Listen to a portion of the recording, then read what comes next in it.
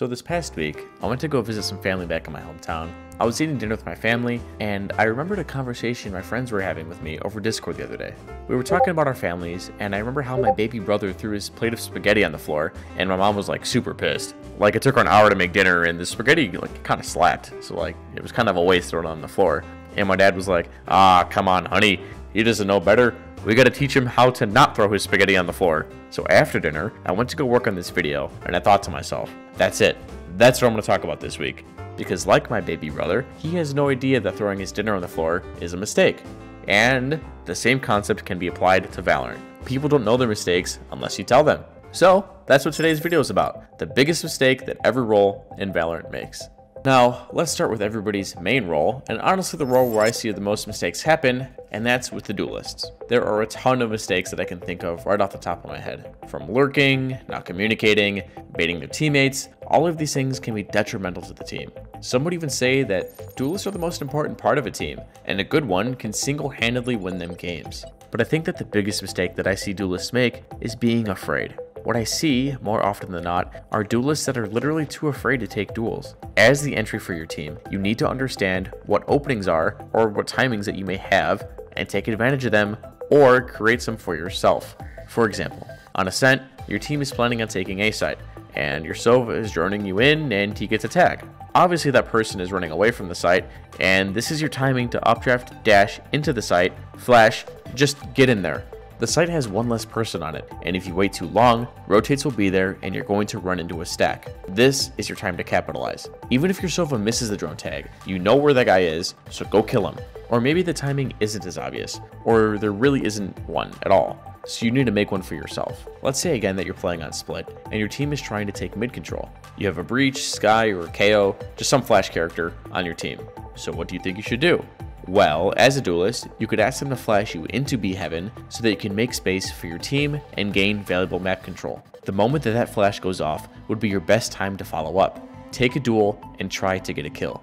There are countless examples, but having an understanding of when you have timings and knowing how you can use your teammates to help set you up for kills is the biggest strength a Duelist can have. So if you're a Duelist main or trying to pick one up, don't be afraid to take duels. Like, it's in the name, you're a Duelist. Go fight somebody.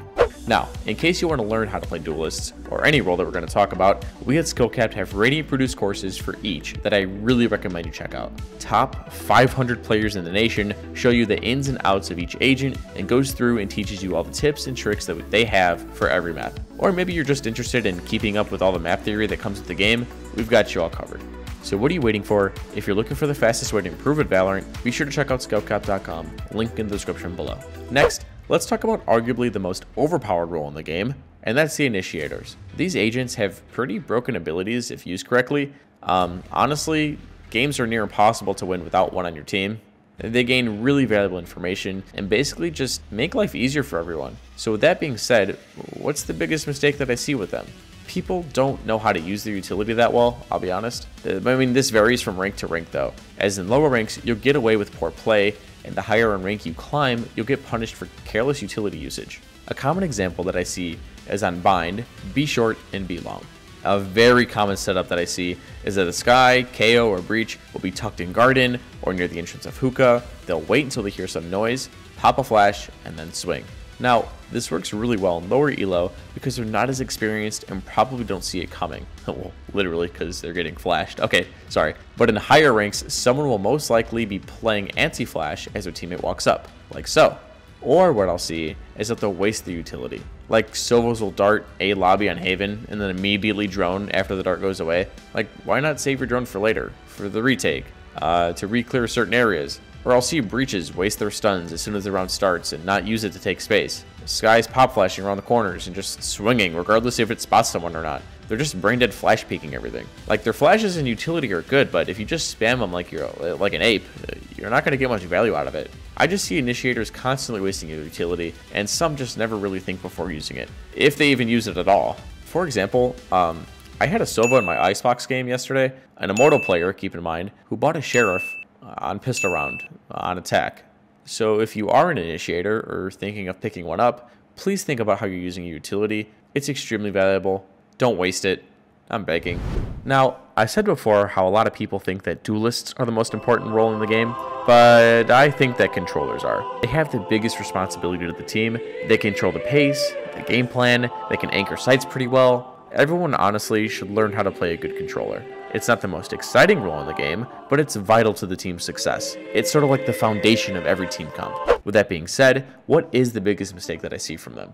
Now, I could say something boring like, your smokes bleed down onto sights. This is bad because the enemies can play around them. Which, yes, is true, but like I've heard this so many times, and I'm sure you have too. But instead, another common problem that I see is that controllers are wasting their smokes. By the time their team needs them, they're about to fade or just not even there at all. You need to know when your smokes need to go down. Like, for example, on Bind. You don't want to be putting your smokes down as soon as you start getting brim mollied off, or like if Asher's sucking you off in hookah, that's probably not when you want to put your smokes down. The longer the enemy stalls you, the less time you're going to have your smokes up for. This is why often enough, throwing your smokes down as soon as the barrier drops is usually a throw, as the smokes will usually dissipate before your team is even able to use them. And this is kind of a hard skill to learn, but similar to duelists in their timings. Controllers need to understand their timings as well. Another example, on Breeze, everybody runs Viper, and let's say your team is trying to come out of A main, but the enemy Sage slows you off. Why is your wall up? All you're doing is wasting fuel that your team is going to need for the sight hit itself. After the Sage slow wears off, you're going to need that fuel, or you're going to get beamed from every angle. So if you're learning how to play controller, constant communication and understanding of the situation your team is in is going to be really important if you want to play the role to its fullest potential. You're sort of trying to get the most bang for your buck when it comes to your smokes. You don't really get a lot of them if you think about it, so make sure that when you do use them, that they count. Now, last, but certainly not least, we're going to talk about the Sentinels. And honestly, the biggest problem that I see with this role is that most of them are pretty predictable. Obviously, the Sentinels have what they do is very predictable. Now this goes for offense and defense. People put the utility in the same spot, people lurk or hold the same map control every round, or the opposite, like they don't hold any map control, so teams can fast flank every round. You get my point. If you're playing a Cypher or Killjoy, or even Chamber, you never want to show the same setup twice. I mean, you can probably get away with it, maybe doing it once early and then showing it again later in the half, but don't be predictable. Just don't put utility in the same spot because the enemies are going to start pre-firing them, or even using their utility to destroy your setups, and then you're going to have a lot harder time holding the site. And when I mean being predictable, I don't just mean in your setups or in defense, I mean on attack as well. As a Sentinel, a big part in our role is holding map control for your team, punish the enemy team for flanking, and overextending. But what you don't want to do is fall into a pattern. For example, let's say you're playing Killjoy and Ascent. This turret is really good for holding mid control and swinging off it when it goes off to punish anyone trying to take mid control for your team. It's a pretty strong play, but what you don't want to do is start doing the same thing every round, as the enemy team is going to punish you for it. Switch up your setups on offense as well. You don't want to be predictable and get punished for it. And the same thing goes for Sage too. She doesn't have setups per se, but you don't want to wall the same thing every round or go for those crazy TikTok walls every round either. Switch things up, keep the enemy on their toes. And be creative, honestly. There are a ton of ways you can hold map control, so hop in a custom game and test some crazy things out. There's some crazy setups you can find out there. And this was all just one in-depth guide that we have on our website though. Also, like I mentioned before, if you want a chance at having your VOD reviewed, be sure to subscribe on our website at SkillCapped.com. We also have tons of Radiant Smurf commentaries where we have Radiant players walking through exactly how to play in any situation at any rank. And they're just super helpful to see in real time what goes through a top tier player's head. Like I said, it's also backed by a rank improvement guarantee, and the reason to do that is because you're just that confident that our service works. And if it doesn't work, then you shouldn't pay. So what are you waiting for? You got nothing to lose. Head on over to SkillCapped.com and get started on your way to that rank that you deserve. So no matter what role you play, I really hope this video helps you understand some of the things you're doing wrong and you can improve upon. Or maybe if you're learning a new role, you'll already have a head start on some tips as to what you should and shouldn't be doing. Sometimes you need someone else to point out your mistakes in order to learn, and that's okay. As always, if you guys enjoyed the video, be sure to drop a like and subscribe to the channel down below. It really does help us out. And that's all for us. I'm Teets, and we here at SkillCapped want to thank you all for watching, and we'll catch you guys in the next one. Take care.